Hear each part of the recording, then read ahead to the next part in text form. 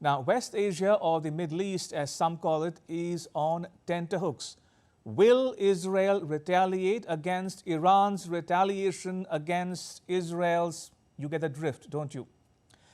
Now, U.A.E. Gallant, Israel's defense minister, doesn't say when, but he's told his troops that it will be lethal, precise, and above all, surprising. His words, not mine. Now, Israel could, for instance, attack Iran's oil facilities, nuclear installations, carry out targeted assassinations, damage Iran's interests in third countries like it's already doing in Lebanon and Syria, or effect a regime change in Tehran, oust the mullahs and overthrow the government that's been in place since the 1979 revolution. It's all in the realm of possibility. Already, the son of the former king of Iran has spoken out against the government led by Ayatollah Ali Khamenei, the supreme leader of Iran. Reza Pahlavi is the son of the late king Shah Mohammad Reza Pahlavi, who ruled Iran till the 1970s. He advocates a return to monarchy though. So, Israel may hit Iran where it hurts. Let's assume for a moment that it will. Then the question you and I should be asking is the following. What will Saudi Arabia do? Which way will Mohammed bin Salman go? Which side will the Arabs take in an Iran-Israel war? Will the Saudi Arabia-Iran détente hold? And will a Saudi Arabia-Israel peace accord come through? Now, Mohammed bin Salman, or MBS, as he is known by his initials, is the Crown Prince and Prime Minister of Saudi Arabia. He is the de facto ruler of the kingdom, the heir apparent to the Saudi throne, the seventh son of King Salman, and a grandson of the kingdom's founder, King Abdul Aziz. Both Israel and Iran are wooing the Saudis. Saudi Arabia was about to normalize its relations with Israel until the Gaza conflict erupted last October. But the 7th October 2023 Hamas attacks in Israel stopped Saudi Arabia in its tracks. In contrast, Saudi Arabia has already normalized its ties with Iran. In March last year, Saudi Arabia and Iran agreed to restore their diplomatic ties after a gap of 7 years. Now, Saudi Arabia is not alone. More wealthy Gulf countries are shoring up their ties with Iran and giving assurances that they will not help Israel attack Iran. Take, for example, the U.A.E, or for that matter, Qatar. Now, most of these countries have traditionally been allies of the West, the U.S. and its European allies. But these resource-rich monarchies have since grown closer to Iran after a long period of tension with their giant neighbor across the Gulf. As Israel prepares a response to Iran's 200-missile barrage on 1st October, the Gulf region is keen to project its neutrality in the conflict. The Gulf countries, led by Saudi Arabia, have pledged not to let Israel use their airspace for attacks on Iran. It follows Iranian President Masoud Pezeshkian's recent visit to Doha, where he met Qatar's Emir and Saudi Arabia's foreign minister. Iran also dispatched its foreign minister Abbas Araghchi to Saudi Arabia and Qatar.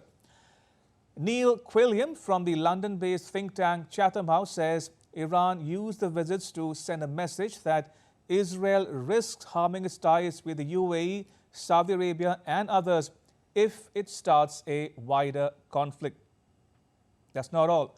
More importantly, the message being sent out is that while Iran's relations with Saudi Arabia are warming, the prospect of Israel normalizing its ties with Saudi Arabia is diminishing.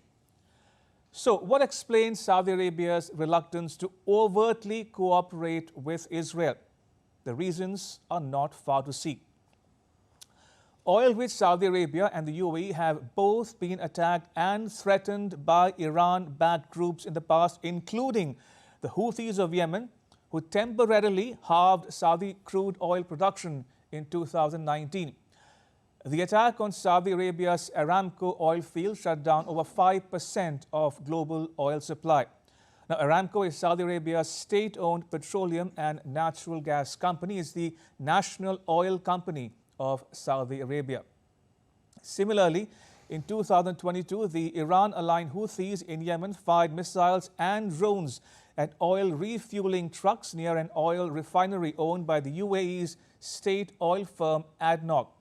The Abu Dhabi National Oil Company, known by its acronym ADNOC, is the state-owned oil company of the U.A.E. So a repeat of that would cause regional oil supply disruptions, which in turn could have global ramifications, including a surge in oil prices. As Torbjorn Soltvedt of the UK-headquartered risk intelligence company Verisk Maplecroft explains, the main concern for the Gulf countries would be that Iranian retaliation could extend to attacks against their own energy infrastructure.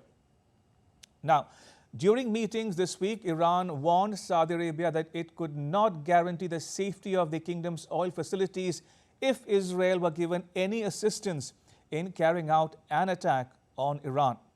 Clearly, Saudi Arabia and its allies in the Six-Nation Gulf Cooperation Council, the GCC, have to do a difficult balancing act.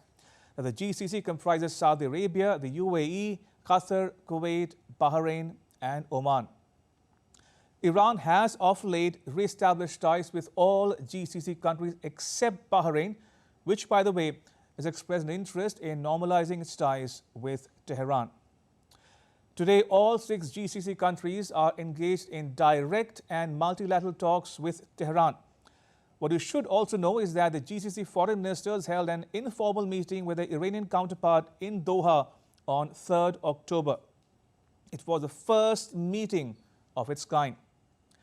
Anna Jacobs of a Brussels-based think tank called International Crisis Group says the Gulf states are trying to leverage improved relations with Iran to avoid being caught in the middle of an Israel-Iran escalation. Remember, although Iran's missile attack on Israel drew condemnation from the West, the Arab Gulf states kept their own counsel. As Oman's foreign minister Badruddin Hamad al-Busaidi says, and I quote, "It's easy for certain governments to stand by and condemn Iranian actions, but that solves nothing, nor does the familiar policy of defending Israel come what may," unquote. The Omani minister goes on to say in a rather long post on X that a fully sovereign Palestinian state must be established. Now, that is a sentiment that's shared by Saudi Arabia's Crown Prince Mohammad bin Salman too. Saudi Arabia paused U.S. brokered talks on recognizing Israel after the Gaza conflict broke out. Saudi officials say that Riyadh wants a pathway towards a Palestinian state as a condition of normalization. So in all likelihood, Saudi Arabia, the U.A.E and Qatar will not allow Israeli missiles to pass through. What about Jordan, you might ask?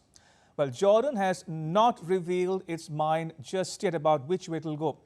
When Iran attacked Israel in April, Jordan did shoot down some projectiles over its airspace. So Israel could still route its strikes through Jordan. But Israel has other options too, including mid-air refueling capabilities that will enable its jets to fly down the Red Sea into the Indian Ocean, proceed to the Gulf, and then fly all the way back. While jury is out on the wisdom and efficacy of an Israeli strike on Iran, U.S. President Joe Biden and Israel's Prime Minister Benjamin Netanyahu held a 30-minute phone call on 9th October. They spoke about Israel's desire to hit back at Iran. The U.S. believes Iran is not about to make a nuclear weapon. But, and this is an important but, an attack could push Iran to build a nuclear weapon. Iran might also choose to pull out of the Nuclear Non-Proliferation Treaty. And if that happens, certain other countries in the region would be tempted to expand their own nuclear programs, raising fears of a regional nuclear proliferation. Reports say the U.S. has specifically asked Israel not to target Iran's nuclear and energy facilities, but Netanyahu refuses to share his plan. For his part, Iran's Foreign Minister Abbas Araghchi quotes Newton's third law of motion to say that for every action, there is a reaction. He says Iran will give a stronger and more forceful response to any Israeli action. So as I said at the top of the show, this tit-for-tat cycle of violence is never-ending. Expect Iran to retaliate against Israel's retaliation to Iran's. You get the drift.